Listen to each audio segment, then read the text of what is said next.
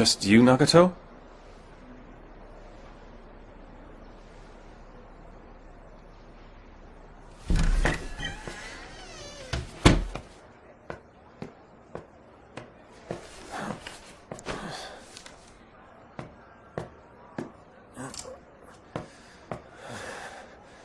Come on, Heater, do your thing. Kept you waiting, didn't I? The Disappearance of Haruhi Suzumiya is an anime movie based off the very popular manga and hit anime series, The Melancholy of Haruhi Suzumiya. Suddenly.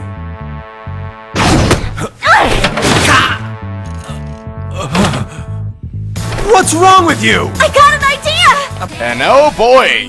Letting my biases aside from the show, which by the way I give it 3 out of 5, this movie is Ooh, decisions! Yay! June! Now right off the bat, if you're not all a fan of the anime or manga, or if you're not a big fan of Nagato, the character from the show, then this movie is gonna skim over your head. Okay, come in! Ow! What are you doing, you pervert? I've died and gone to heaven. Now, after hearing that it was going to be a movie, I was pretty optimistic about it. The product had a lot of potential to do more, considering the fact that the show in itself was fucking boring! So I watched the movie, and here's the plot synopsis. One day the title character, and I can't believe you're that over Haruhi Suzumiya, disappears. Then the world begins to change for our main character, Kion. From then on, it becomes a story of where Kion is trying to figure out what is going on. And strangely enough, the story doesn't actually revolve around Kion or Haruhi, but actually the bulk point is towards Nagato, an underplaying alien robot cyborg chick who actually is my favorite character of the show. You see a very different side of her, which is pretty interesting, but handled pretty poorly. Because the entity is an astral being, it cannot directly communicate with organic life forms. The entity does not communicate through language, and your kind has no way of communicating without language.